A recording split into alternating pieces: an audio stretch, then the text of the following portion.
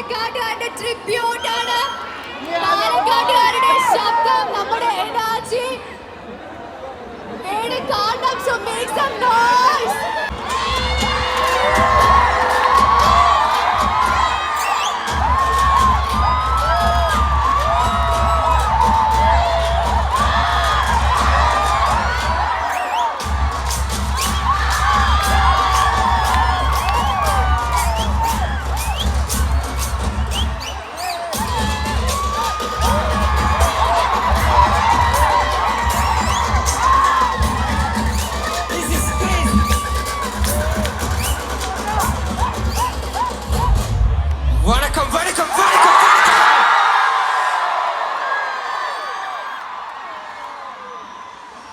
ഒരുപാട് ആൾക്കാരും വളരെ കുറവ് സുരക്ഷാ സംവിധാനത്തിലാണ് നമ്മൾ നിൽക്കുന്നത്.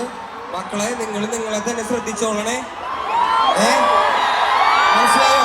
കുറെ ആൾക്കാരുണ്ട്, കുറെ പ്രശ്നങ്ങളുണ്ട്. അവിടെ നമുക്ക് കയറാൻ പോലും പറ്റിയില്ല. മക്കളെ, നിങ്ങൾ ശ്രദ്ധിക്കണേ. ബാരിക്കേഡൊക്കെ ഭയങ്കര വീക്കാണ്. ഇതേ കണ്ടില്ലേ? ഇതൊന്നും ഉണ്ടാവാതെ നോക്കണം. ദയവ് ചെയ്ത് നിങ്ങളെ തന്നെ നോക്കണേ, പ്ലീസ്. ഇന്ന് വീണ മുറിവ് നാളെ അറിവല്ലേ, കരയല്ലേ, കരയല്ലേ. ഇന്ന് വീണ മുറിവ് നാളെ അറിവല്ലേ, കരയല്ലേ, കരയല്ലേ. ഇന്ന് വീണ മുറിവ് നാളെ അറിവല്ലേ. നോക്കി നോക്കി നോക്കി മക്കളെ, നോക്കി മക്കളെ. കണ്ട, ഇത്രയും ക്രൗഡിന്റെ ഇടയിൽ എന്തിനാ നീ വരുന്നത്? കണ്ടത് ഫോട്ടോ ഒക്കെ ഇത് കഴിഞ്ഞെടുക്കാം. ഹേമന്തേ, ഫോട്ടോ എടുത്തിടാം. ചേട്ടൻ എന്തായാലും എന്നോട് ഫോട്ടോ എടുത്തിട്ട് പോളോ, സമാധാനമായിട്ടിരിക്കും.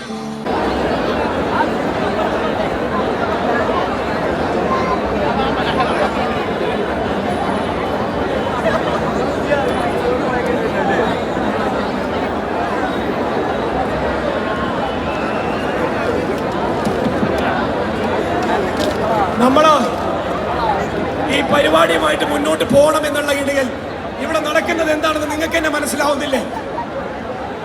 ഈ ക്രൗഡ് കൺട്രോൾ ചെയ്യപ്പെടാതെ എല്ലാവരും ഫ്ലോറിൽ നിന്ന് ഇറങ്ങണം. 5 മിനിറ്റിനുള്ള എല്ലാവരും ഫ്ലോറിൽ നിന്ന് ഇറങ്ങിയിരിക്കണം. ഇല്ലെങ്കിൽ എന്നെ പെർഫോം ചെയ്യാൻ സമ്മതിക്കില്ല എന്നാണ് പറയുന്നത്. പ്ലീസ്.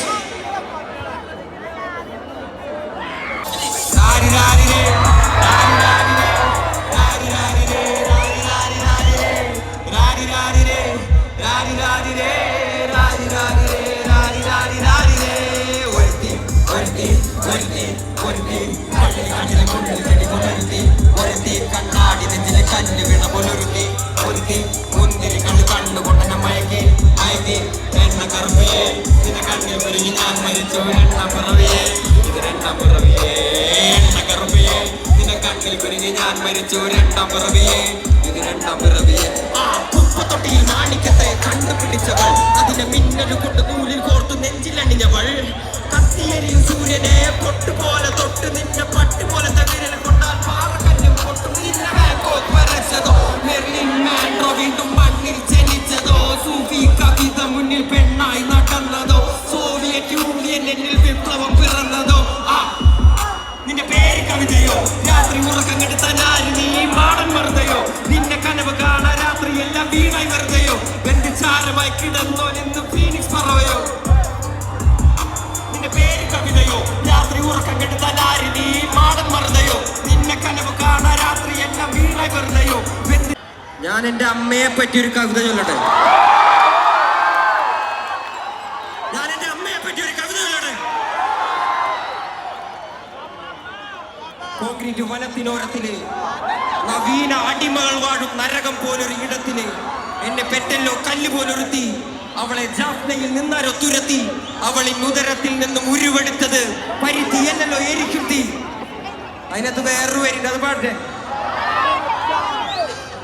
ഉത്തമരെല്ലാരും കല്ലെറിഞ്ഞ്, ആ കല്ലുകൊണ്ട് എന്റെ മുഖം മുറിഞ്ഞ്, ആ കല്ലു പെറുക്കി ഞാൻ പാത വിരിച്ചതിൽ വില്ലുവണ്ടി ഏറിപ്പായുമ്പോൾ എന്നോട് തലപ്പാവിനെന്ത് തിളക്കം, എന്റെ തലപ്പാവിനെന്ത് തിളക്കം, എന്റെ